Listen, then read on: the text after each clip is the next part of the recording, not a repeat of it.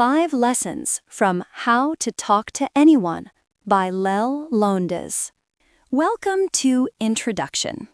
Welcome to DeftU Insights, where we break down powerful ideas into actionable strategies for your life. Today, we're diving into the fascinating world of human communication, exploring how mastering subtle communication techniques can profoundly impact your success and relationships. Forget what you think you know about small talk. True influence and genuine connection aren't about being the smartest person in the room, but about being the most skilled communicator. The good news? These skills aren't magic. They're learnable. We've distilled 5 potent lessons that will help you build rapport, gain trust, and ensure your message truly lands with everyone you meet. Let's unlock the secrets to becoming an unforgettable communicator. Lesson 1. Give your full attention to unlock instant connection. Have you ever noticed how some people just seem to effortlessly draw others in, making every new acquaintance feel instantly valued? It often starts with a simple yet profound act of presence. One powerful technique, often called the big baby pivot, leverages our innate human need for validation. Think about how we instinctively react to an adorable baby. We turn our whole body, smile genuinely, and give them our undivided, enthusiastic attention. We make them feel like the most special little person in the room. We can apply this same principle to every new adult encounter. Instead of a quick glance or a distracted nod, commit to greeting new people with the same focused warmth and full-body attention. When you meet someone, pause, turn your entire body to face them, make direct eye contact, and let a warm, welcoming smile spread across your face. This isn't just about being polite. It's a powerful nonverbal message that communicates, "I see you, and I think you are very special." Imagine you're at a bustling industry mixer. Instead of scanning over people's shoulders for the next contact, when someone new approaches you, you consciously stop, turn your posture directly towards them, and lock eyes with a genuine, unhurried smile. You give them a brief but intense moment of your complete focus. This brief, full-body turn and focused gaze makes them feel uniquely acknowledged, cutting through the noise and making an instant positive impression. It fulfills their subconscious need for appreciation and sets a welcoming stage for any interaction that follows, making them more receptive to what you have to say. Lesson 2. Reflect their words to deepen dialogue. We've all been there. A conversation hits a wall, or you're unsure how to respond, leading to an awkward silence. Dynamic communicators have a simple yet incredibly effective tool to keep the dialogue flowing and make others feel truly heard. This technique, known as parroting, is less about mindless repetition and more about empathetic reflection.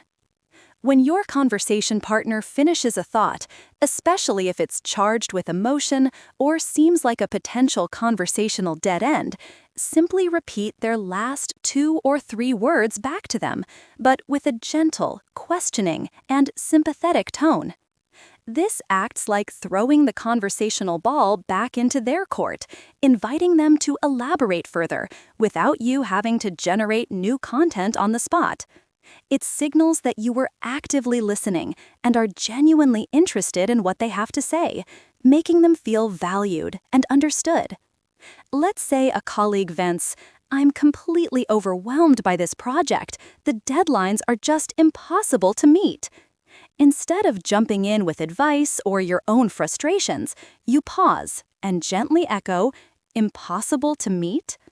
This subtle prompt encourages them to expand, perhaps explaining why they feel that way or revealing more details about the obstacles. They might continue, "Yes, impossible, because we're understaffed and the client keeps changing their mind." Suddenly, you have more information and they feel listened to, opening the door for a more constructive discussion or simply a deeper sense of connection and empathy. Held Lesson 3. Center their world to win their respect. In nearly every interaction, whether we realize it or not, people are subconsciously asking themselves, "What's in this for me?" Our minds are wired to filter information through a self-interested lens. Highly effective communicators leverage this by subtly shifting their language to focus on the other person's perspective. This is often referred to as come-you communication, the art of beginning appropriate sentences with the word you. This strategy directly appeals to the listener's internal pride button, making them feel considered, respected, and important.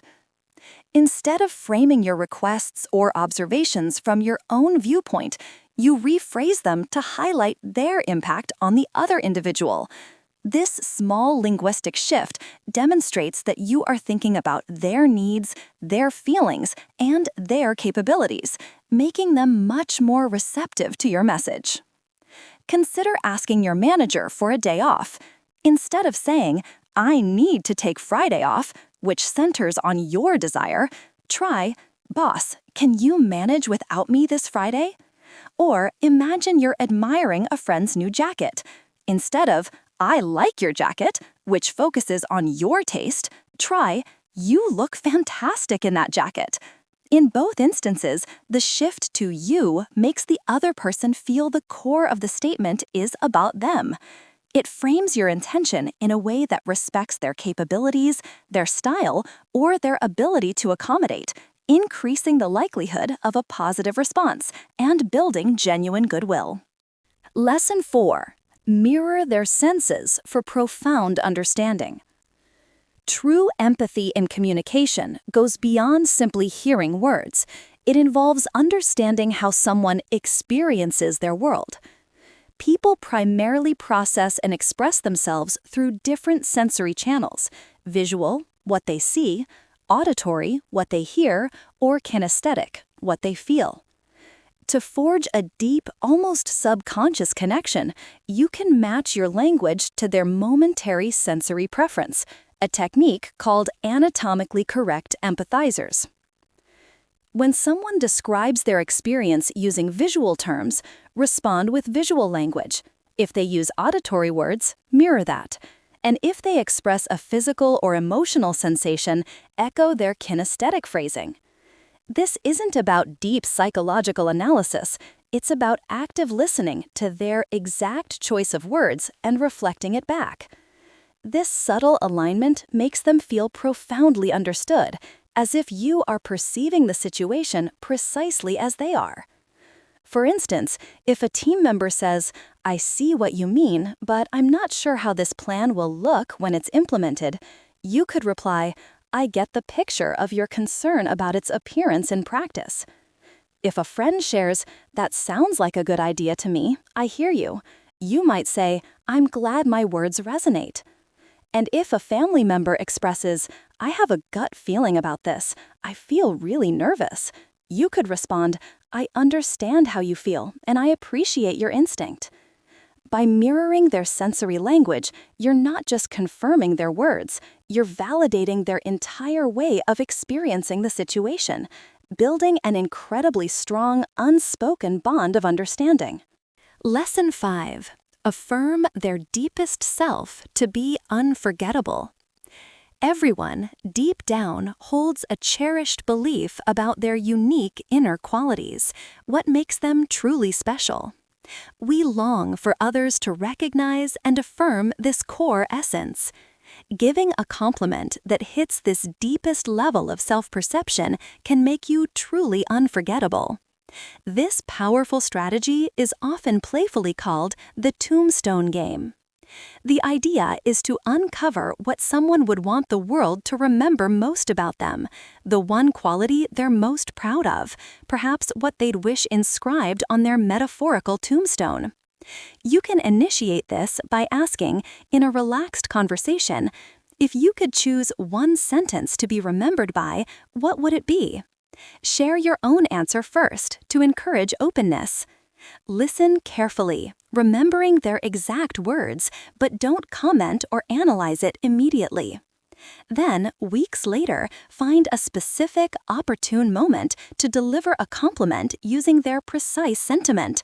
For example, if your mentor once said they wanted to be remembered as someone who always championed integrity, you could later tell them, "One of the things I truly admire about you and what makes me trust your guidance so much is that you are unequivocally a person of integrity."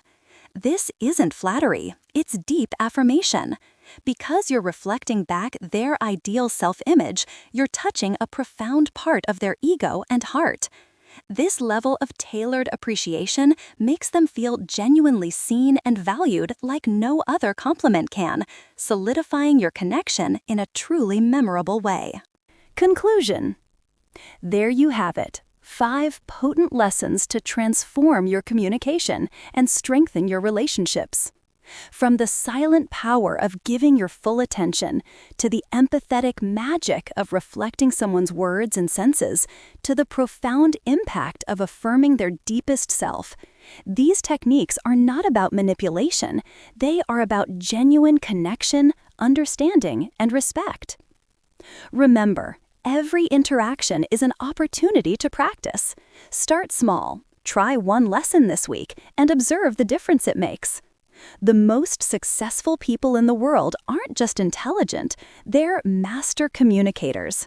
By deliberately cultivating these skills, you're not just improving how you talk, you're shaping your destiny, one meaningful conversation at a time. If these insights resonated with you, like this video to keep valuable lessons coming your way.